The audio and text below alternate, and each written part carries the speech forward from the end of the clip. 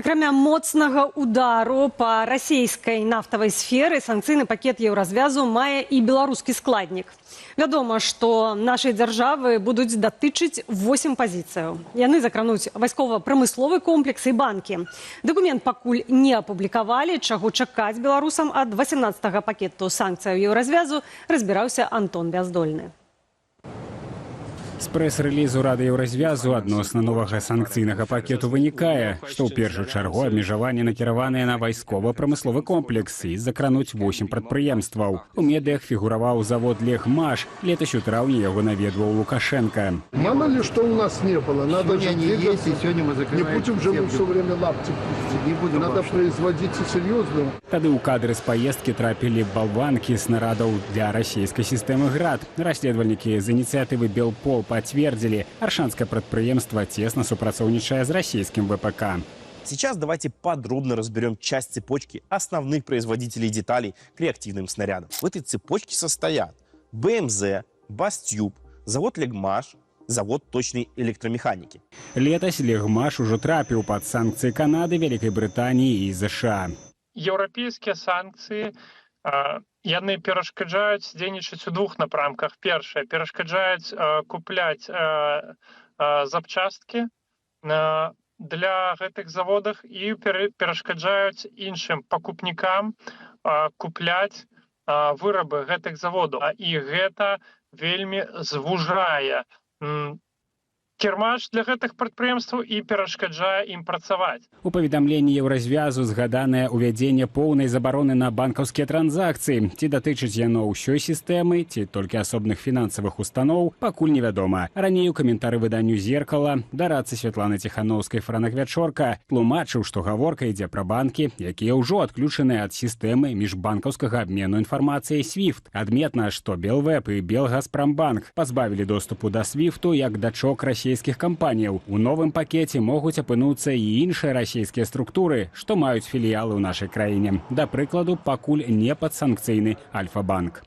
Гэта, канешне, паўплывае на тых кліентаў банкаў, якія знаходзяцца за межамі Беларусі, альбо тымі, хто меў бы весці разлікі з Беларусю праз гэтыя банкі, то бок там гандлёвыя партнёры беларускіх прадпрыемстваў. Тыя, хто ўнутры Беларусі знаходзяцца, мне здаецца, што на іх гэта не паўплывае. Прынамсі, мы бачым, у Расіі банкаўскія паслугі працягваюць функцыянаваць, працягваюць аказвацца. Акрамя таго, 18-й пакет уключае забарону на транзіт шэрагу тавараў праз тэрыторыю Беларусі і поўнае эмбарга на імпарт зброі з нашай краіны. Тэкст дакументу з падрабязнасцямі абяцаюць апублікаваць бліжэйшым часам. Антон Бяздольны, Белсат. У Беларусі пабудуюць другі цэлюлозна-кардонны камбінат. Размесцяць прадпрыемства ў мястэчку Дуброўна Віцебскай вобласці. Паводле міністра лясной гаспадаркі Александра Куліка, патрэба ў яшчэ адным заводзе для вырабу цэлюлозы звязаная з накопленым у краіне лішкам нізкасортнай драўніны. Гэтак, паводле міністра, выбар месца абгрунтаваны тым, што на ўсходзе Беларусі шмат незапатрабаванага цяпер рэсурсу – вольхі ды бярозы. Пабудаваць аб'ект плануюць цягам 5 гадоў з прыцягненнем замежнага капіталу, якога менавіта Александр Кулік не ўдакладніў. Аднак яшчэ летась чыноўнікі анансавалі выкарыстанне кітайскіх тэхналогіяў. Іншы прыклад кітайскіх інвестыцыяў – завод беленай цэлюлозы ў Светлагорску. Прадпрыемства, што афіцыйна запусцілі ў 2020 годзе, гэтак і не выйшла на праектную магутнасць. У чэрвені 2023-га у выніку выбуху на заводзе загінулі 3 працаўнікі. На дадатак, яшчэ падчас тэставай эксплуатацыі прадпрыемства жыхары Светлагорску скардзіліся на непрыемны пах. Спачатку ацэнены на 850 мільёнаў долараў, праект амаль цалкам меўся пакрыць кітайскі крэдыт. Пасля аварыі беларускі канцэрн для вытворчасці лясной і дрэваапрацоўчай прамысловасці заявіў, што будзе завяршаць будаўніцтва заводу беленай цэлюлозы самастойна. У Беларусі сабралі 2/3 азімага ячменю, падае Міністэрства сельскай гаспадаркі. Чыноўнікі тым часам слухаюць Лукашэнку больш за 2 гадзіны. Столькі працягвалася селектарная нарада.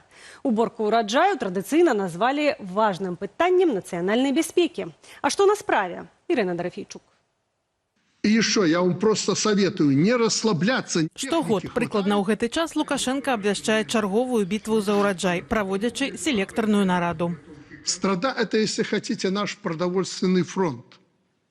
И от этого фронта зависит все. Мужики, помните одно, спокойно в этом году не будет. Важнейший этап сельскохозяйственной работы, который как никогда определит вес республиканского каравая в этом году. Завядзёнцы ўладаў ладзіць селектарныя нарады пра бітву за ўраджай шмат гадоў. Раней гэта былі своеасаблівыя шоу ў жывым эфіры. Да прыкладу, ў 1996-м, звяртаючыся да кіраўніка адной з вобласцяў, Лукашенко заявіў, цытата: «Ты тройчы скардзіўся на засуху, я табе дождж даў». У 2004-м таксама з нагоды надвор'я тагачасны кіраўнік Берасцейшчыны назваў Лукашенку трошкі вышэйшым за Бога. Апошнія гады прэс-служба замест онлайн-выступаў змяшчае змантажаванае і бадай адрэдагаванае відэа. Можна, конечно, разважаць пра прапагандысцкую мэту нарадаў, маўляў, Лукашенко з народам гэта дэманструе, але мяркую, што ў гэтых нарадаў не мэта, а прычына. Бо Лукашенку просто падабаецца праводзіць такія нарады і займацца сельскай гаспадаркай. Ён, як ёсць кіраўнік калгаса, вось у такім кантэксце ён і мысліць. Праблема падчас нарадаў штогод гучаць адны і тыя ж. Тут і крадзяжы, і недахоп кадраў, і негатовасць тэхнікі. Пра сёлетнія праблемы мы ўжо распавядалі на нашым канале на падставе перададзеных Белполам непублічных справаздачаў чыноўнікаў. Никак не победим приписки. В 5% проверенных хозяйств установлены случаи, когда техника была готова к работе только на бумаге. Удивительно, кого пытаются обмануть. Ці ўплываюць гучныя разносы на вынік сельскагаспадарчай працы? Ва ўсіх краінах па ўсім свеце стагоддзямі і тысячагоддзямі збіраюць ураджай, і для гэтага не трэба аніякія нарады з кіраўніком дзяржавы. Калі такія нарады праводзяцца, гэта сведчыць пра яго ўласныя густы, но арганізацыйна пра тое, што калі такія нарады раптам патрэбныя, то значыць сістэма абсалютна дысфункцыянальна. Значыць, як у анекдоце, трэба, каб Лукашенко ўручную па тэлефоне бульбу перавернуў. Калі раней інспектаваць збор ураджаю Лукашенко выпраўляўся сам, сёння ў поле едуць прапагандысты. Вообще за сельским хозяйством, за всем вот этим, что мы сейчас видим, за нашими спинами, будущее.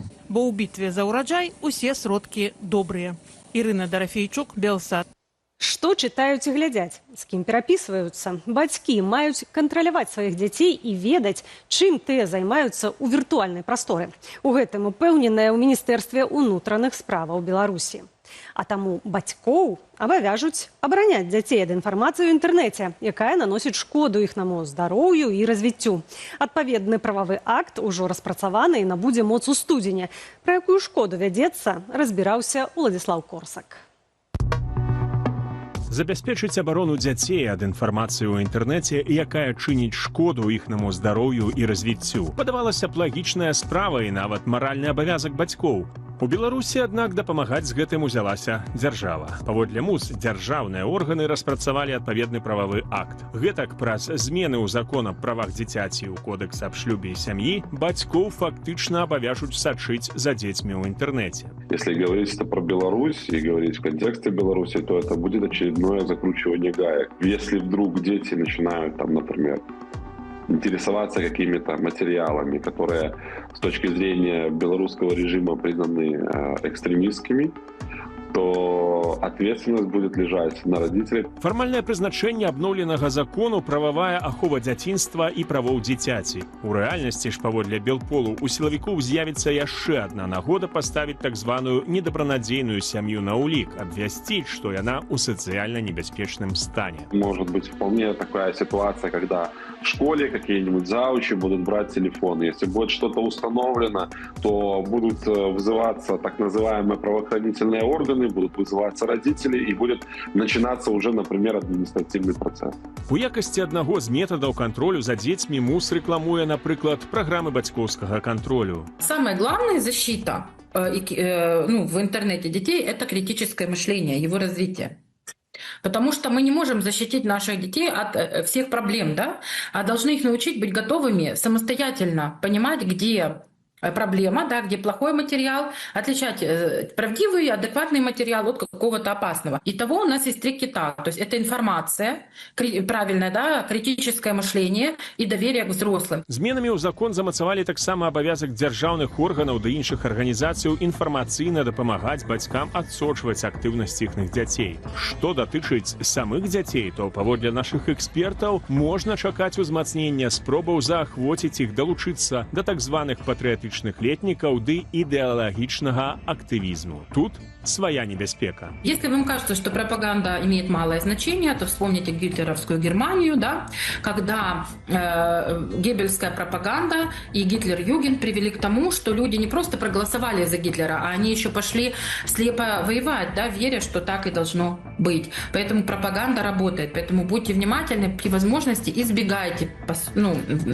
посылания ваших детей в подобные места. Згаданыя змены ў закон толькі вяршыня айсбергу ў спробах рэжыму кантраляваць актыўнасць у інтэрнэце грамадзянаў усіх узростаў. У планах, напрыклад, стварэння белкамнагляду аналагічнага Роскомнадзору органу інтэрнэт-цэнзуры, распрацоўвання ўласных аперацыйнай сістэмы ды вэб-браўзераў і нават дасягнення так званага лічбавага суверэнітэту. Уладзіслаў Корсак, Белсад.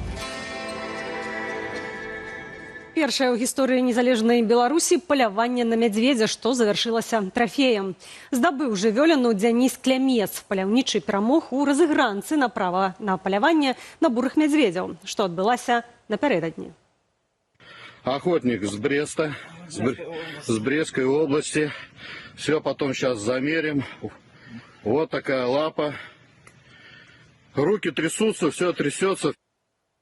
Агулам сёлета плануюць застрэліць каля 20 мядзведзяў. Права на паляванне будуць выдаваць з дапамогаю праграмы выпадковага выбару заявак. Разыгранкі праводзяць штотыдзень у аўторкі. Першая прайшла 8 ліпеня. Падчас першага палявання мядзведзя пастанавілі не страляць. Раней буры мядзведзь у Беларусі быў пад абаронаю чырвонай кнігі. Правілы скарэктавалі летась указам Лукашэнкі.